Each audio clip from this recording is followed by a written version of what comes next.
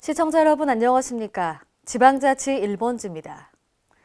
인천광역시 영흥면 소장골 주민들이 화력발전소 운영에 따른 석탄재와 석탄가루가 날려 피해를 보고 있는데요. 유정복 인천시장은 지난 13일 현장을 방문해 격려했습니다. 유 시장은 피해 발생 경위와 수습 상황 등 한국남동발전의 설명을 듣고 현장 방문과 소장골 주민과의 면담을 가졌습니다. 또 초기 대응과 후속 조치 등이 제대로 이행되고 있는지를 점검하고 남동발전에는 신속한 대책을 강력히 요구했습니다. 아울러 유 시장은 한국남동발전은 영흥도 주민 입장에서 재발 방지 대책을 강구하고 신속히 이행해야 한다고 강조했습니다. 청년 실업률이 지난해 9.9%로 2000년도에 집계한 이후 가장 높게 나타났습니다. 여기에 비경제활동 인구 또한 30만을 넘어섰는데요. 전예은 기자입니다. 통계청은 지난해 비경제활동 인구 가운데 경제활동을 하지 않은 이유가 쉬었음으로 분류된 청년층이 30만 1000명으로 전년 27만 3천 명보다 2만 8천 명 증가했다고 밝혔습니다. 비경제활동 인구는 취업자도 실업자도 아닌 이들로 일할 수 있는 능력은 있지만 일할 의사가 없거나 전혀 일할 능력이 없어 노동에 기여하지 못하는 이들입니다. 또한 청년 실업률은 2014년 8.0%, 2014년 9.0%, 2015년 9.2%, 2016년 9.8%, 2017년 9.9%로 2000년 책정 시작 이후 가장 높게 나타났습니다. 대기업들이 대개 토익 800점을 원서 접수 기준으로 삼고 있고 현재는 토익 스피킹까지 초점을 두고 있어 취업준비생 신분을 벗어나기 어려워졌습니다. 일을 구하려 해도 마땅히 갈 곳이 없어요. 이렇게 준비만 하다 언제 취직이 될지도 모르겠고. 2017년 경제성장률이 3년 만에 3%를 넘었고 정부도 경제정책 방향을 일자리 창출과 소득주도 성장으로 잡았으나 청년 실업률은 좀처럼 떨어지지 않고 있습니다. K랜 전예은입니다. 남원시가 지난해 98억 원을 들여 옛 남원역 부지를 매입했었죠. 그런데 아직까지 세부적인 활용 방안 등이 결정된 게 없어 속수무책입니다. 김경모 기자입니다. 전북 남원의 관문 역할을 했던 예전의 남원역입니다. 2004년 현재의 신정동 새 건물로 역이 옮겨진 이후 지금은 시민들이 산책을 하거나 오가는 통로 정도로만 이용되고 있습니다. 12일 박문화 남원시 의원은 임시회 본회의에서 옛 남원역 활용 방안 마련을 촉구했습니다.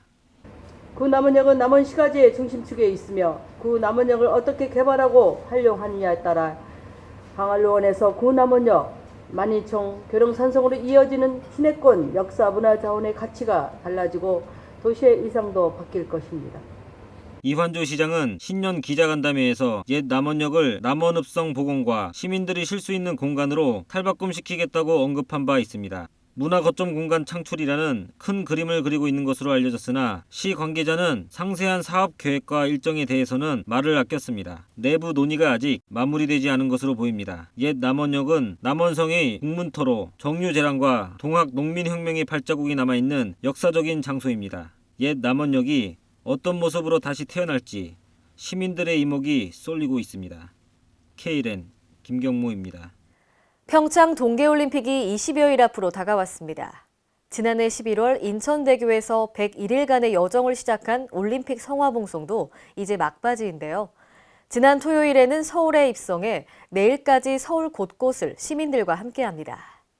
이번 성화봉송의 첫 주자는 2014 소치올림픽 프리스타일 스키에 참가한 박희진 전 국가대표가 나섰습니다. 서울 성화봉송 구간에는 정식 코스 외에도 서울로 7017과 한양도성, 북촌 한옥마을 등이 포함돼 소규모 봉송 구간으로 운영됩니다. 한편 4일간 시민들과 서울 곳곳을 누빈 뒤 경기 북부 지역을 지나 올림픽이 열리는 강원도로 향할 예정입니다. 대구국제공항의 국제선 전 노선에 걸쳐 자동 출입국 심사 서비스가 시행됨에 따라 공항 이용객의 출입국 수속 편의가 크게 증진될 전망입니다. 자동 출입국 심사 서비스는 심사관의 대면 없이 승객의 여권 및 바이오 정보를 통해 평균 12초 만에 출입국 수속이 이루어집니다. 대구국제공항의 출입국 수속이 한결 빠르고 편리해집니다. 자동 출입국 심사 이용은 주민등록이 된 만 7세 이상의 대한민국 국민이면 서비스 등록 후 누구나 이용이 가능하며 만 19세 이상의 국민은 별도의 등록 절차 없이 자유롭게 이용할 수 있습니다. 어떤 장소를 가거나 누구를 만날 때 스마트폰 없이는 불안하신 분 있으실 겁니다. 하루 종일 손에서 떨어지질 않죠. 이처럼 모든 연령층에서 스마트폰 과의존 현상이 나타나고 있는데요. 전예은 기자입니다.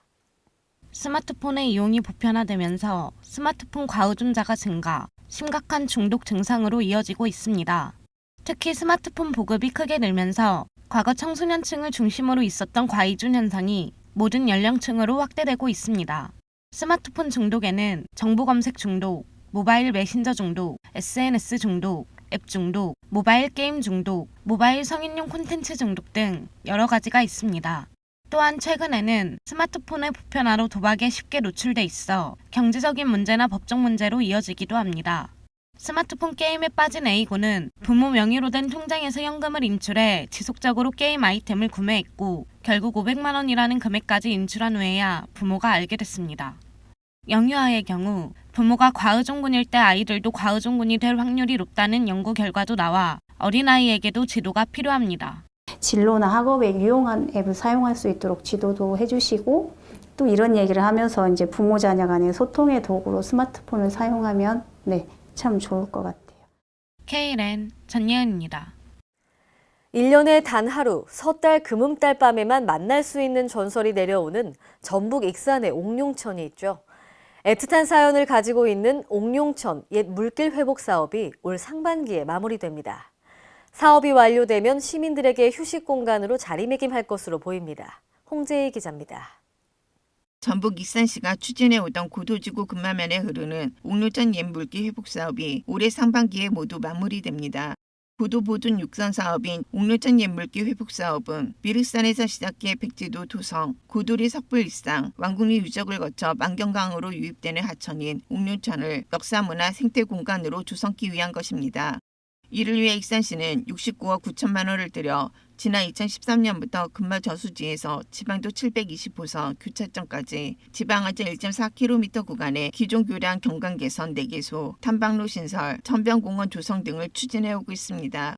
익산시는 2016년부터 추진해왔던 옥룡천 구간의 교량 4개소 경관 개선 사업과 천변공원을 지난달 15일 마무리했습니다. 2012년도 고도지구로 지정됨으로 인한 주민들의 어떤 불편사항이나 요구 사항에 대해서 저희가 문화재청과 협의하여서 옥룡천 앱물길 조성 사업을 시행하게 되었습니다. 기대 효과로는 앱물길 내에 있는 교량 4개소에 대한 경관 개선 사업을 시행하였으며 또 주변에 탐방로를 개설하여서 주민들에 대한 어떤 주민 지원 사업을 시행하였고 최종적으로는 인근에 천변공원을 조성하여서 주민들의 주민생활 편익 사업의 일익을 담당하게 되었습니다. 동고도 근마교, 인도교, 동고도 일교 등 4개소 교량은 각각 백제를 모티브로 한 난간 설치와 야간 경관 조명을 설치했습니다.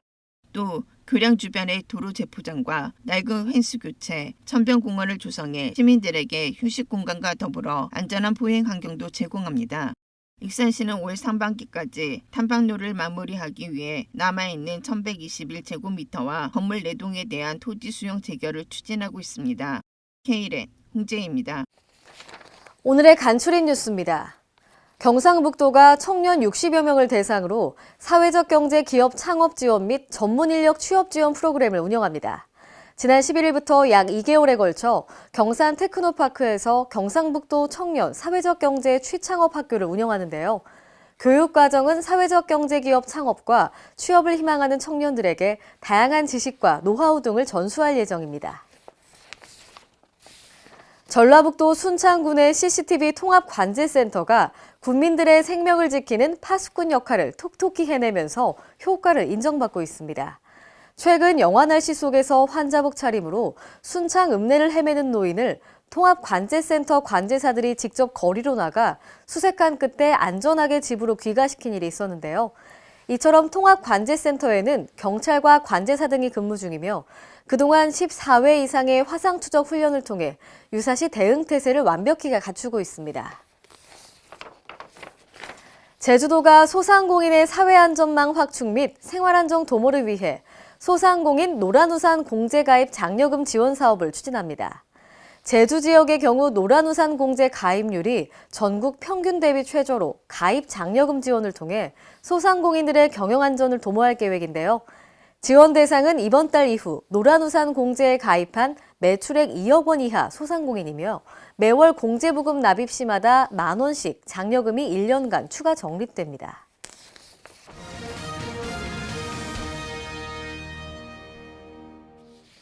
오늘의 단신입니다. 13월의 보너스 연말정산이 오늘부터 시작됩니다. 행정안전부가 증빙 서류를 간편하게 발급받을 수 있도록 정보24 누리집에서 특별 지원 서비스를 제공하는데요. 이에 주민등록표 등본은 물론 외국인 등록 사실 증명 등 연말정산에 필요한 7종의 증빙 서류를 즉시 발급받을 수 있게 됩니다.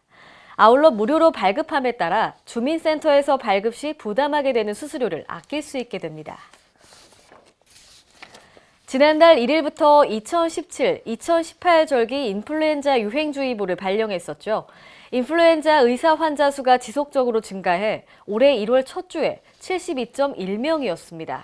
연령별로는 7세에서 12세, 13세에서 18세는 지난주에 비해 감소하는 추세지만 전 연령에서 아직 발생이 높은 상황인데요.